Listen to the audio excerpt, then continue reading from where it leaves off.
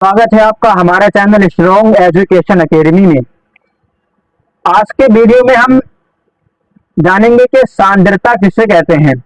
हमारा केमिस्ट्री का चैप्टर चल रहा है, तो हम केमिस्ट्री का जो पहला चैप्टर है उसमें हम जानेंगे कि सांद्रता को किस किस तरीके से जाना जा सकता है। तो जो सांद्रता होती है वो हमारा सांद्रता कहलाती है। जैसा कि आप जानते हैं, जो हमारा विलयन बनता है वो दो चीजों से मिलकर बनता है। एक होता है हमारा विलायक और दूसरा होता है हमारा विलयन, वो विलय। विलय और विलायक से बनकर हमारा विलयन या सॉल्यूशन तैयार होता है। तो जो सांद्रता का काम क्या होता है कि ये हमें बतलाती है कि हमारा विलयन के अंदर कितनी मात्रा में विलय लिया गया है और कितनी मात्रा में विलायक लिया गया है। यानी एक तरीके से आप कह सकते हैं कि ये विलयन में उपस्थित विलय व विलायक की मात्रा को बतलाती है कि हमारा विलयन कितनी मात्रा में लिया और विलयन में हमारा विलय कितनी मात्रा में लिया गया है और विलायक हमारा कितनी मात्रा में लिया गया है।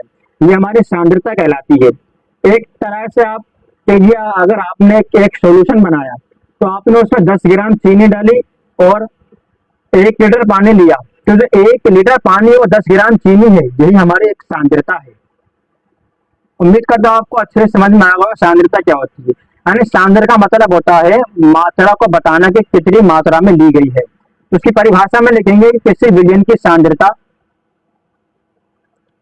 वैसे इसकी परिभाषा आती नहीं है एग्जाम में, तभी मैं आपको लिखवाता हूं कि किसी विलयन की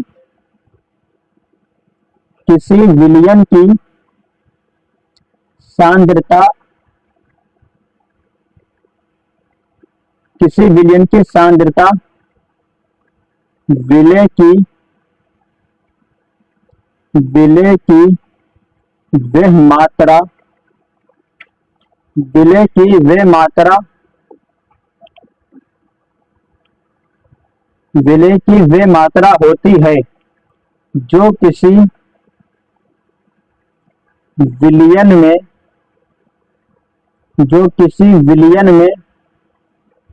विलय व विलायक, विलयन में विलय व विलायक की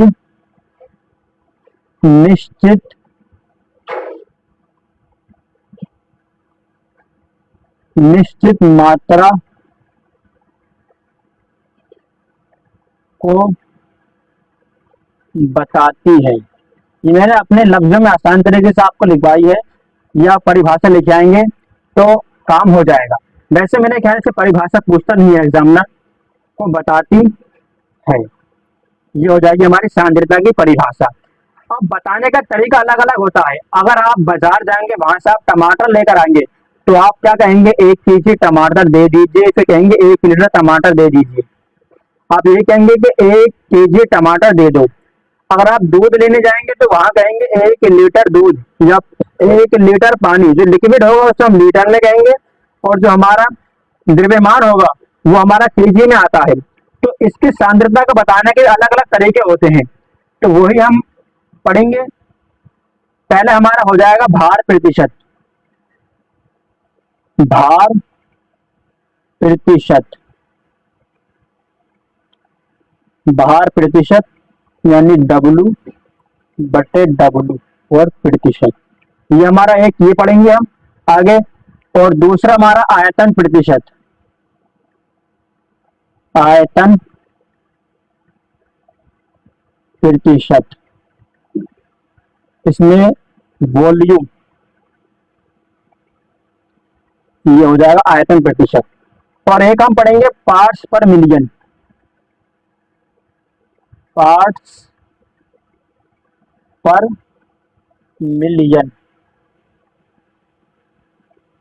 पार्ट्स पर मिलियन यानी ppm, ppm। इन सब के बारे में हम जानेंगे एक एक करके वीडियो में।